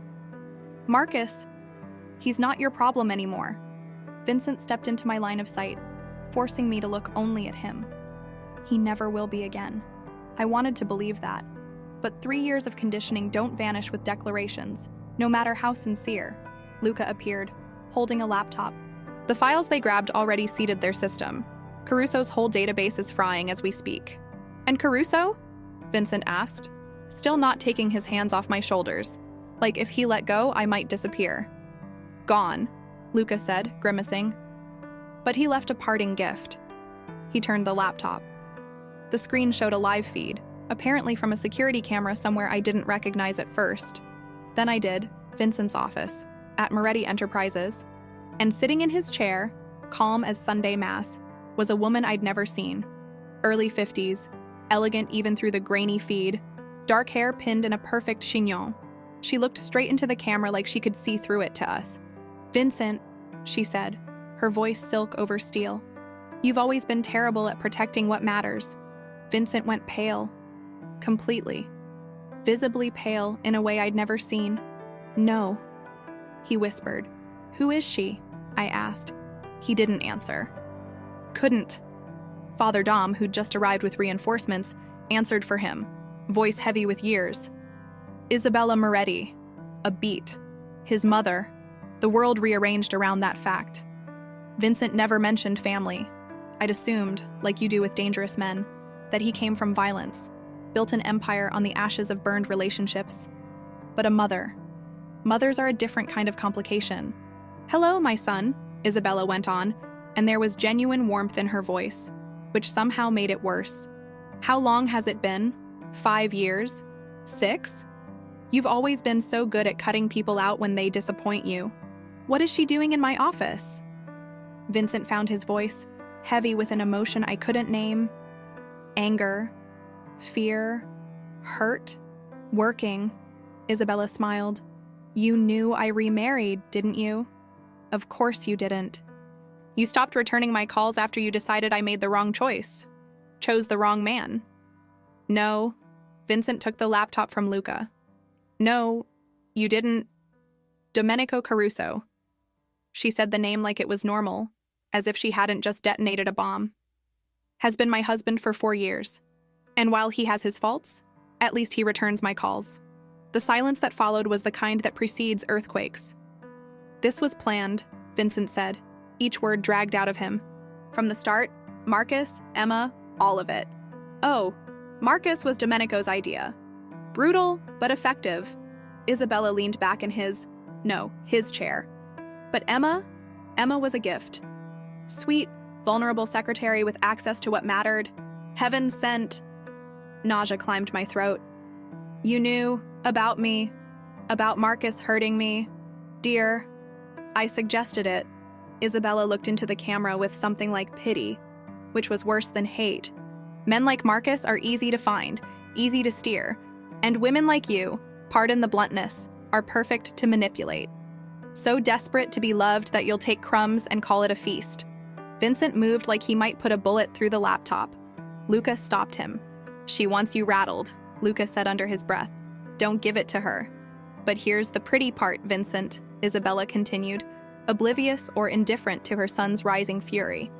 In trying to save the girl, you exposed exactly what Domenico needed. The Project Spine files. We knew you had copies. We didn't know where. Now we do. The ones they took are corrupted, Vincent said through his teeth. Those, yes. But the real ones? Isabella held up a flash drive between elegant fingers. They were exactly where you always keep what you treasure most. The safe behind your grandmother's portrait. You've always been sentimental, my son. She knew. Of course she knew. She was his mother. She'd raised him, taught him, and apparently betrayed him so completely Judas would have applauded. Why was all Vincent managed. Not, how could you? Not threats. Not articulate rage. Just the simplest, hardest question. Why? Because you abandoned me first. And there, finally, her anger, real, honed, sharp. When your father died, when I needed you, you chose vengeance over family. You chose this filthy empire over helping me rebuild. So yes, when Domenico appeared, when he offered not just security but purpose, I chose him. Father died because his business killed him, Vincent said, old pain cracking through, a wound that never closed. I swore I'd never be him. But you married worse. Domenico sees me, Simple, devastating. You saw only obligation. Father Dom's hand landed on Vincent's shoulder. She's trying to wound you, son. Don't let her. Too late. The cut had already landed. I could see it in the way Vincent gripped the laptop, white-knuckled, jaw so tight it looked breakable. Isabella must have seen it too, because her tone softened. It doesn't have to be this way. Domenico is willing to negotiate. Files for peace. You keep your legitimate ventures. We keep ours. Emma can even stay, if that's what you want. She's already served her purpose. There is no negotiation, Vincent said. Control sliding back into his voice, the machine returning, emotion boxed for later. And you tell your husband he made a mistake involving you. I involved myself. Then you've chosen your side. Vincent snapped the laptop shut, cutting the feed. And you'll live with it. He turned and started for the cars. We followed, a quiet procession across a battlefield where distant sirens were finally starting to rise. Marcus was being dragged by two of Vincent's men. Our eyes met for a second, and I saw something that might have been regret, or just fear. It didn't matter anymore. He'd been a tool, not the architect. And I was learning that sometimes forgiveness isn't absolution. It's setting down the weight of carrying rage. I let him go. In the car, Tommaso driving, Vincent and me in the back, Luca up front, the silence pressed in. No one knew what to say. How do you comfort a man who just learned his mother betrayed him? Vincent, I began. No. His voice was flat, washed of emotion, and somehow that was worse than anger. Not now. So I just sat beside him and, in the hush between lights and horns, I took his hand. He didn't pull away, didn't lace our fingers, didn't acknowledge the gesture, but he didn't let go. And in that back seat, fleeing a crime scene, I understood something fundamental about Vincent Moretti. He didn't need saving. He needed witnessing. Someone to see the pain without trying to fix it, just to admit it existed. I could do that. After years of having my pain minimized, erased, I could absolutely do that. Luca's phone rang. He listened, his face hardening. We have a problem, he said, hanging up. Another one? Tommaso sounded almost amused, almost. Isabella wasn't alone in the office. Luca turned to Vincent. She took more than the files. What? The immunity records. Documents proving your deal with the feds. A beat. If she shows those to the wrong people, you're not just exposed. You're a dead man. Every enemy you've made, every crime family that accepted your shift to legitimate business because they thought you were protected. They'll realize I'm vulnerable, Vincent finished, and they'll come. I didn't grasp every implication, but I grasped enough. Vincent had brokered a fragile peace through force and diplomacy. But if people learned he'd cut a deal with the government, that he'd testified against others, he'd have no allies, only enemies. How much time? Vincent asked, already in strategy mode. Hours, maybe. Isabella has to gather the right buyers, make the right pitch. Luca checked his phone again. Father Dom is monitoring channels. The second she moves, we'll know. Then we move first. Vincent let go of my hand, and I immediately missed the contact. Luca, call everyone. Meeting at 8. Location 7. Vincent, I said. This is war. He looked at me. Something new in his eyes, not the cold rage of a strategist. Something hotter, more dangerous. It always was, he said. We were just slow to see it. The car stopped at a red. Outside, New York stayed indifferent. People living lives, unaware of the battles grinding in the shadows. Vincent's phone rang. Unknown number. He answered, put it on speaker. Vincent Moretti. A man's voice, not Caruso. Younger, American, no accent. My name is Agent Michael Torres, FBI. We've received some interesting information about you in the last few hours. Vincent said nothing. He waited. Seems someone is very keen on destroying your reputation, sending documents, making accusations. A pause. Normally, we'd investigate. But here's the thing. We recognize the game. We don't enjoy being used in family vendettas. What do you want, Agent Torres? A meeting. You, me, and perhaps Ms. Emma Hayes, who appears central to all of this. Another pause. Tomorrow, noon, Federal Plaza, come alone or don't come, but if you don't, I can't hold my superiors off for long. Deadline. Tommaso muttered something low in Italian. Vincent looked at me. The FBI wants to use you as a witness. Against me, against Caruso, against everyone. I know. If you go, it could be an exit. Witness protection, new name, new life. Away from all of this. I know, I said again. Emma. He took my face in his hands, forcing me to meet his eyes. Hear me. You can walk away. You can be free. Free. I repeated the word like it was foreign. Vincent. I spent 3 years in a relationship that called itself love and was a prison. I woke up in a house that was a fortress and felt like a gilded cage. Freedom isn't the absence of danger. It's choosing where you stand, even when there's risk. You're choosing to stay. He looked like he didn't believe it.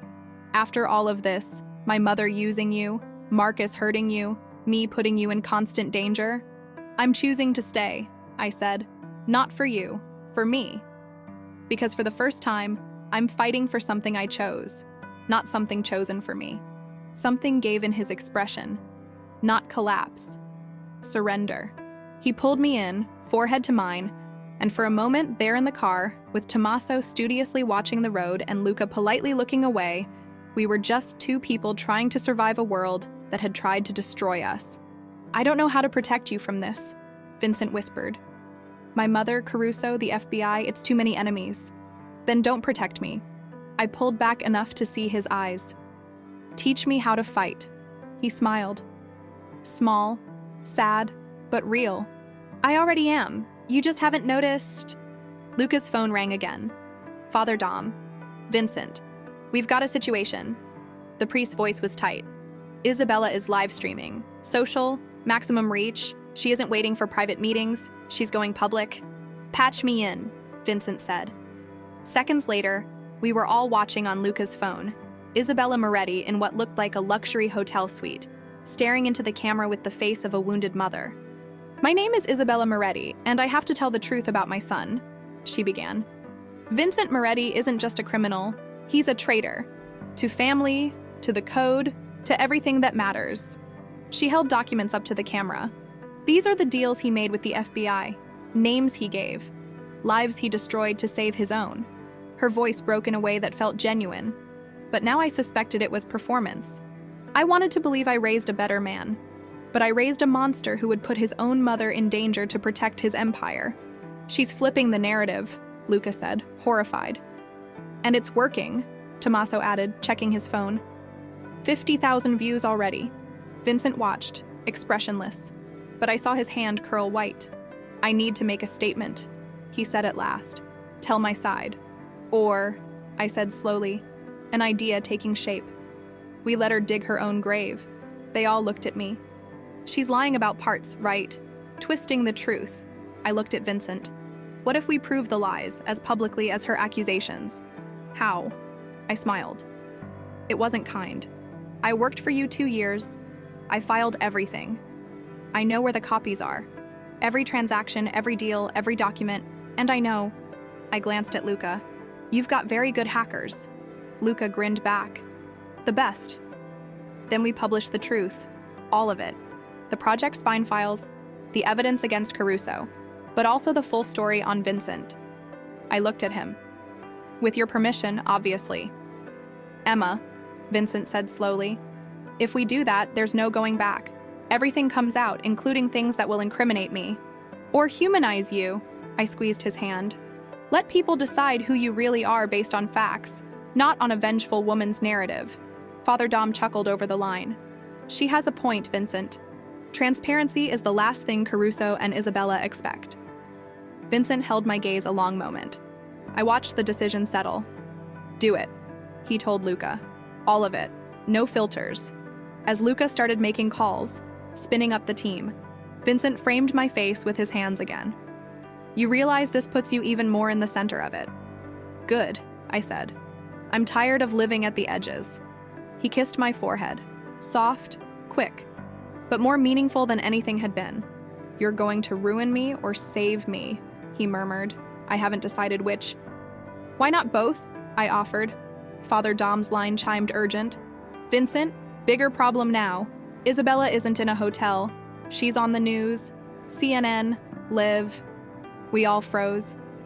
And, Father Dom added, voice heavy, she's with Marcus, saying he has information about you holding Emma against her will, turning a rescue into a kidnapping. The car stopped. Red light. It felt like a dead end. They're going to arrest me, Vincent said. Not a question. A fact. Not if we bring a better witness. I turned to him. Take me to CNN. Now. Emma? Now. Vincent. Before their version is the only one that sticks. He searched my face, saw the resolve there, and nodded to Tommaso.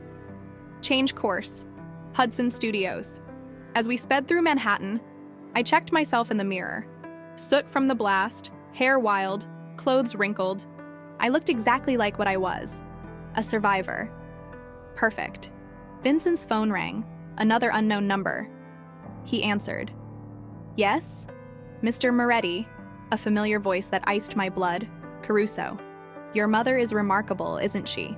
So devoted to the truth? What do you want? Just a reminder. You have until midnight to deliver the real Project Spine files, not corrupted copies, the originals. A pause. Or I destroy you not just publicly, but personally. And Vincent? This time, we start with people you actually care about. Deadline. Vincent said nothing. He stared out at New York, a smear of lights. He's bluffing, Tommaso said, unconvincing. He never bluffs, Vincent answered. We hit the studio, flashing lights, security, the churn of live news. Vincent couldn't go in, he'd be arrested on sight, so it was just me. Out of the car, up to the reception desk, saying in a voice I barely recognized as mine, my name is Emma Hayes, and I need to make a statement about Vincent Moretti. Live, if possible. It took 15 minutes. 15 minutes of quick makeup that didn't hide much, of an assistant explaining the drill, of being seated under hot lights with an anchor looking at me with a mix of curiosity and doubt. We're live in 30, someone said. I breathed deep, touched my grandmother's necklace at my throat. Birds always find their way home. And we're live. The anchor turned to the camera. We have a surprise guest tonight. Emma Hayes, who was mentioned in Isabella Moretti's exposé of Vincent Moretti. Emma, are you here voluntarily? Completely. Mrs. Moretti alleged you're being kept by Vincent, that he's using you. I looked straight into the camera, to Isabella, watching somewhere, to Marcus, to Caruso, to everyone who thought they knew my story. Isabella Moretti is lying, I said clearly, and I can prove it. I held up the flash drive I'd kept, what Luca had compiled in the last hours. Evidence, recordings, everything. This drive contains 3 years of files, showing how I was manipulated by a criminal organization led by Domenico Caruso, Isabella's current husband, how I was planted in Vincent's life to spy on him, and how, when he found out, he offered not a prison, protection. Silence in the studio. I'm here tonight, I went on, not because I'm a victim, but because I'm done letting other people tell my story. I looked to the anchor. So I'll tell it myself, all of it, and then I'll let America decide who the real villains are. The anchor took the drive with hands that trembled a little. Has this been verified? It can be. Live, if you want. I looked back to the camera. I have nothing to hide. Finally. The anchor's phone buzzed. She glanced down and blanched. We're getting word the FBI has just issued warrants for Isabella Moretti and Domenico Caruso. She looked at me. Charges of obstruction and explosion. Not metaphor. Real. The lights died. Alarms blared. And through the studio window, I saw fire bloom 3 blocks away. The Moretti Enterprises building. My phone, the one Vincent had given me, buzzed. A message from him. Get out, now. They knew you'd do this. It's a trap. But before I could move, before I could process, the studio door exploded into splinters. And Marcus walked in. No longer battered. No longer a pawn. Armed. Desperate. And staring straight at me. You shouldn't have done that, Emma, he said. And there was genuine sadness in his voice. Caruso gave me a chance to make it right. All I have to do is bring you in. He raised the gun. At me. Live. To millions watching. And I always finish what I start. Death, I discovered, isn't darkness. It's light. Too white, too clinical, more hospital than heaven, not painful enough to be hell. It's the sound of machines tracking a heartbeat you can't feel, distant voices debating your prognosis like you're not there, and maybe you aren't, not completely, caught somewhere between waking up and giving up. But there was an anchor, a hand holding mine, calloused, warm, familiar. "Vincent, come back," he was saying, his voice hoarse from repetition. "Emma, please. You haven't annoyed me enough yet." I tried to smile. I don't know if my face obeyed. "She moved." Another voice. "Luca, maybe. Vincent. She. Emma." Closer now. Breath against my temple. Listen to my voice. Follow it. Come back. And I wanted so badly it hurt more than the bullet hole that had apparently torn through my shoulder, shattered my collarbone, and missed my heart by centimeters that felt like either a miracle or pure cruelty, depending on your angle. I opened my eyes. Vincent looked wrecked. Not physically, though there was dried blood on his suit and a fresh cut above his brow, but in his eyes, like he'd spent days staring into an abyss and discovered the abyss had my face. "Hey," I rasped, my voice sandpapered. He fell apart, literally, head on my arm, shoulders shaking with something that might have been laughter or sobs or some knot of both. "You died," he said into the scratchy hospital blanket. "For 90 seconds, you died." And He didn't finish. He didn't need to. I'd seen him do the math, files or me, and watched the calculation collapse under something simpler and far scarier. Absolute priority. "How long?" I asked. 3 days? Father Dom appeared on the other side, eyes glassy behind his lenses. "Surgery, complications, more surgery. The doctor said we were lucky." "Lucky," I repeated like it was a foreign word. "The bullet missed the major arteries." Vincent finally sat up, swiping at his face with the back of his hand. "But not by much. 3 more centimeters and..." He didn't need to finish that sentence either. "Caruso?" I pushed myself a little upright, ignoring my body's protest. "In custody?" Luca materialized from the corner where he'd been keeping watch. "The FBI came in seconds after the shot. Agent Torres saw everything. Attempted murder, destruction of evidence, conspiracy. He'll die in prison." "And Isabella?" Heavy silence. Then Vincent, cooperating with the authorities. "Testifying against Caruso for a reduced sentence." "Are you okay?" I asked, because I knew enough now to understand a mother's betrayal isn't a wound that scabs over just because an enemy's in chains. No. Brutal honesty, I'd learned to expect it from him. "But I will be." Father Dom set a hand on Vincent's shoulder. "He visited her. In prison." Vincent neither confirmed nor denied. He looked out the window instead, where New York breathed, indifferent. "What did you say to her?" I asked, gently. "That I loved her." His voice hitched, and that she was dead to me. Both were true. Love doesn't vanish just because someone no longer deserves it. I understood that in my bones. I'd loved Marcus for years, even when he hurt me. Love isn't validation. It's a complication that persists despite choices. "And my grandmother's files?" I asked, shifting before the weight of it crushed us all. Lucas smiled, his first real smile in days. "Intact. 15 years of meticulous documentation. Your grandmother was, well, a private detective with access real detectives never get." "She was a criminal," I said, testing the word out loud. "She was a survivor," Father Dom corrected, kind as ever, "who used the tools she had to protect what she loved. Not so different from anyone in this room. She raised me with blackmail money." "She raised you with love." Vincent finally met my eyes. "The money was the means, not the message.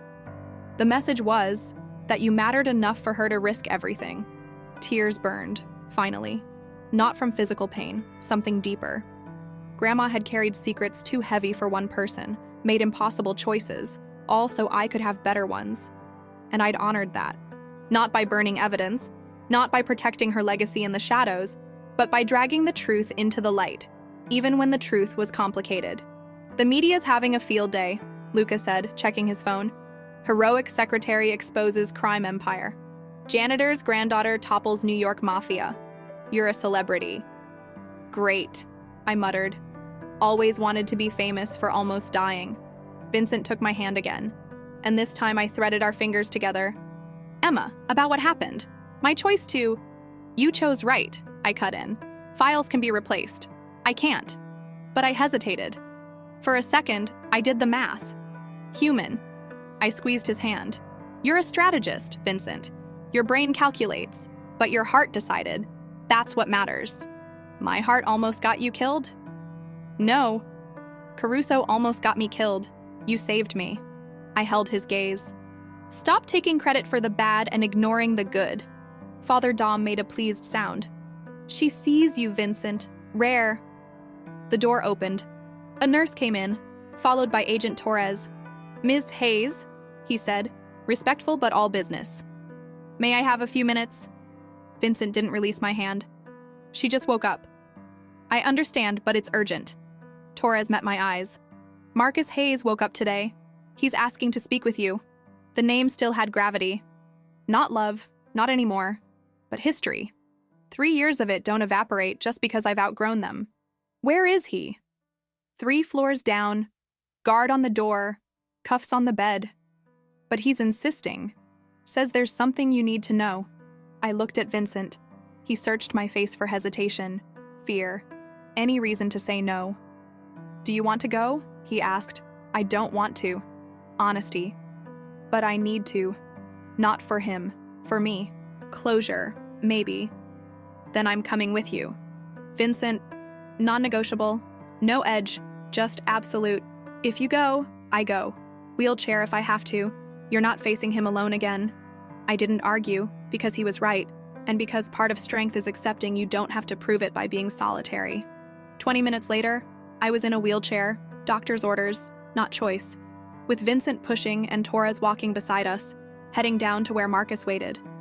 His room was smaller than mine. Fewer machines, more bars. He was awake, staring at the ceiling, cuffs clinking when he turned at the sound of us. Our eyes met, and I saw it all, regret, shame, and oddly, relief. Emma, he said, voice weak. You're alive. Disappointed? Relieved. He tried to sit, pain pulled him back. I know I don't have the right to ask for anything, but you need to know about Caruso. About everything. We know about Caruso, Vincent said, a protective wall behind my chair. Not everything. Marcus looked at me. Emma, your grandmother, Eleanor.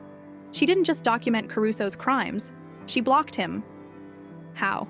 Small sabotages. Lost documents.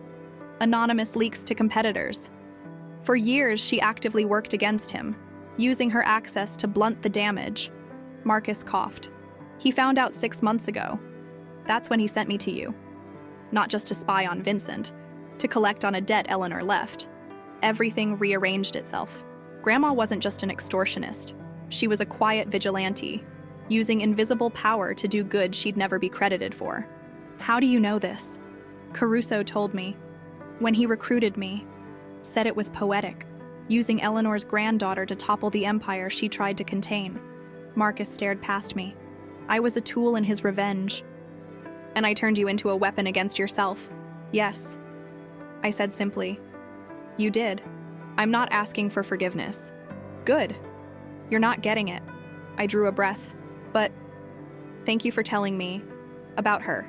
She deserves to be remembered whole, not just for the parts that are convenient. Emma, he said, as I started to turn the chair. One more thing. I promised myself if I lived, I'd say it. You deserved better. From day one, some part of me always knew it, and I hated you for it. Hated that I deserved better. Hated that you made me see how small I was. Tears grew in his eyes. Big people make small people feel smaller. So I tried to shrink you, and it worked for too long. It did, I agreed, because I let it. But not anymore. I can see that. He almost smiled. You're different. Stronger. Not the way I pretended I wanted. Actually strong. Thank you, I said, and surprisingly, I meant it, for finally seeing what was always there. We left without looking back, In the hall, Vincent stopped the chair and knelt in front of me. You okay? I am. And I was. He doesn't have power over me anymore. He's just a sad man who made bad choices. And you? I'm the woman who survived him. I touched Vincent's face, feeling the rasp of stubble. And you're exhausted. When did you last sleep? I don't remember. He turned his face into my palm, eyes closing briefly. Every time I tried, I saw you falling. Heard the shot.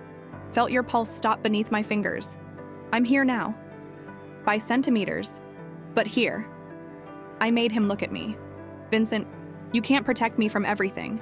The world is dangerous, and I choose to live in it anyway. Not despite the risk.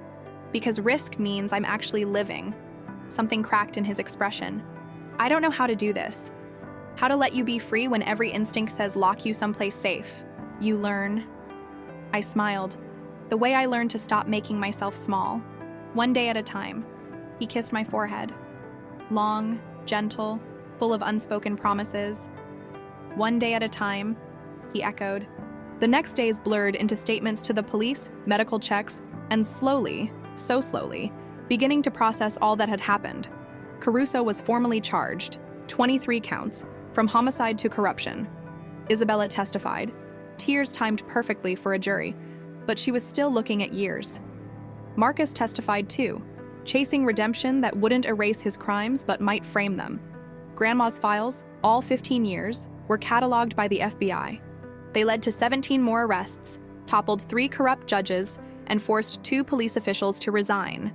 Eleanor Hayes, the invisible cleaner, had documented an entire empire of corruption, and I inherited her legacy, not dirty money.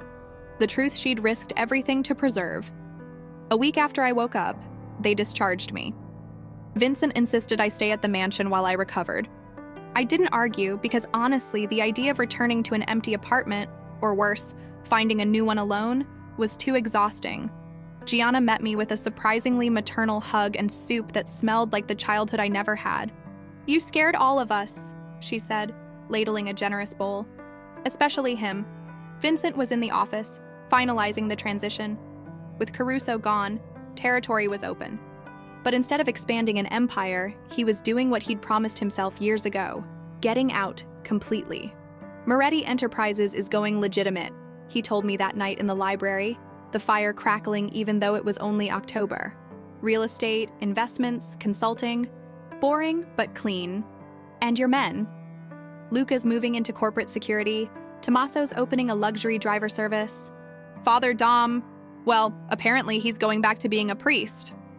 Vincent smiled. Little church in Queens needs a pastor. He says it's a calling. And you? I sat beside him on the couch, my arm still in a sling, but healing. What does Vincent Moretti do when he's not building or breaking empires? I'm still figuring it out. He looked at me with an expression I was learning to recognize, deliberate vulnerability. But I'd like to figure it out with you, if you're willing. My heart did something wildly inappropriate for someone recovering from trauma. Vincent, I don't know if I'm ready for whatever this is. Neither do I. Honest as always. But Emma, you changed everything. The way I see power, control, even myself. Before you, I was just managing threats, building walls. Now, I nudged when he stopped. Now I want to build something that isn't just protection. Something real. He took my uninjured hand. I'm not asking for marriage, not asking for forever.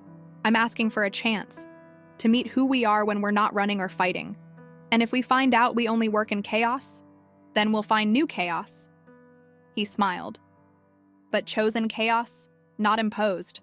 I studied our hands, mine small and free of professional scars, his big and mapped with years of hard choices. We need rules, I said at last. Always with the rules. He was smiling. First, honesty.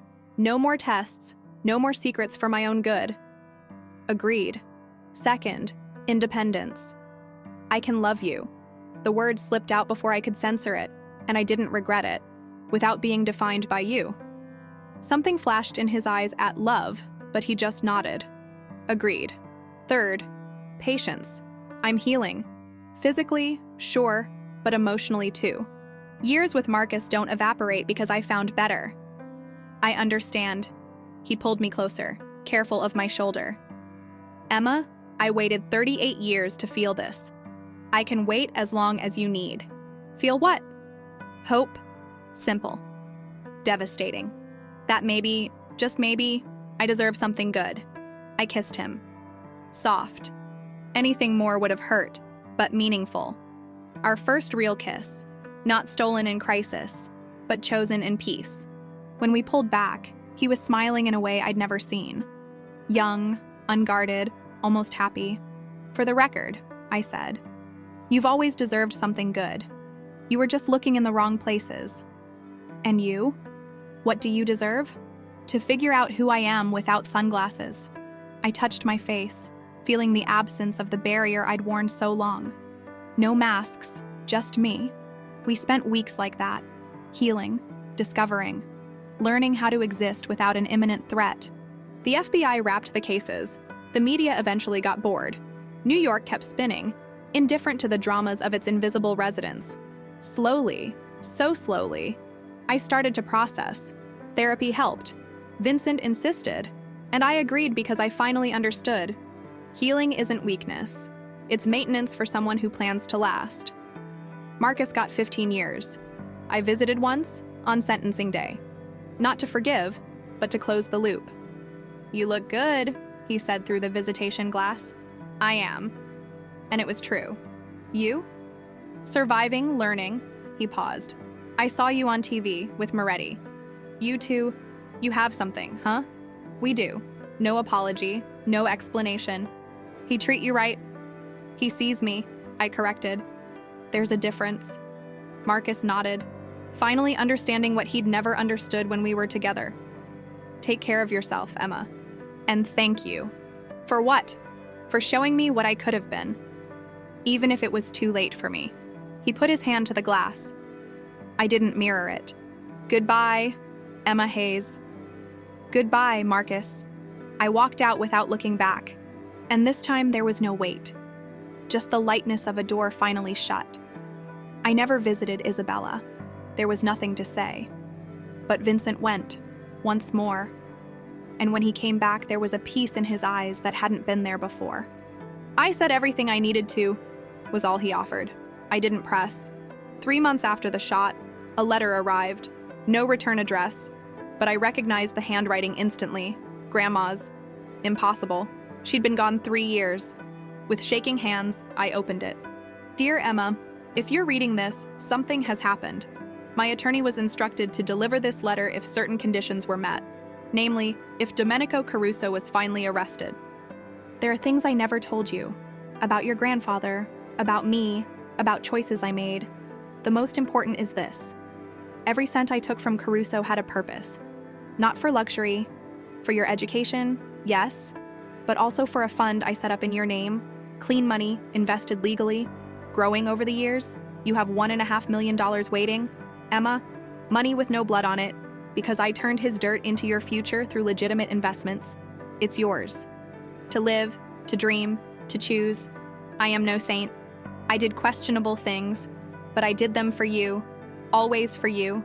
Live big, my child, not as I lived, hidden, small, safe, but big, risky, whole, with eternal love, Grandma Eleanor, documentation included, all legit. I showed Vincent. He read it again, then looked at me. She planned everything. Years of a long game to guarantee your freedom. Freedom, I echoed. Vincent, this changes everything. I can do anything. What do you want to do? I thought a long time. About Grandma, the invisible cleaner who changed the world in ways no one saw. About women like me, trapped in relationships that called themselves love but were prisons. I want to start a foundation, I said at last. For women leaving abusive situations, not just shelter, real resources, education, therapy, legal support. Everything I needed but Eleanor had to buy with blackmail. Vincent smiled. The Eleanor Hayes Foundation. It has a nice ring. No. I looked at him. The Phoenix Foundation. Because it's not about where we start. It's about how we rise. It took 6 months to set up. The first office was modest, 3 rooms in Queens, a small but fierce team. Vincent helped with the legal structure, Luca with security for women in danger, Father Dom with spiritual counseling for those who wanted it. And I ran it. Not perfectly, learning on the fly, but for the first time, I was building something that was mine, not defined by fear or control or other people's expectations. Vincent and I never made it official in any traditional way. No grand declaration, no sudden shift. Just a gradual interlacing of lives, shared dinners becoming routine, space in his house becoming mine too, future plans defaulting to we instead of I. Are we dating? I asked one night, 6 months after everything. We're living. He pulled me into a hug on the couch where we'd gotten used to ending our days. Labels can wait. I'm good with that. And I was. Because I finally understood love isn't a prison or a rescue. It's witnessing. It's seeing someone completely, flaws, scars, bad calls, and choosing to stay anyway. Not because you have to, because you want to. A year after the shot, the FBI closed the case. Caruso got life. Isabella got 12 years. And Eleanor's files, all of them, were sealed, available only to historians long after everyone involved is gone. Her legacy lived on, though, in the foundation with her spirit, in the women we helped, in the truth she'd safeguarded, and in me, always in me. I was at the foundation when the call came. Unknown number E, but I picked up anyway. Emma Hayes? Yes? My name is Detective Sarah Chen, NYPD. I need your help. My stomach tightened. With what? We have a situation. Young woman, domestic abuse, partner with criminal ties.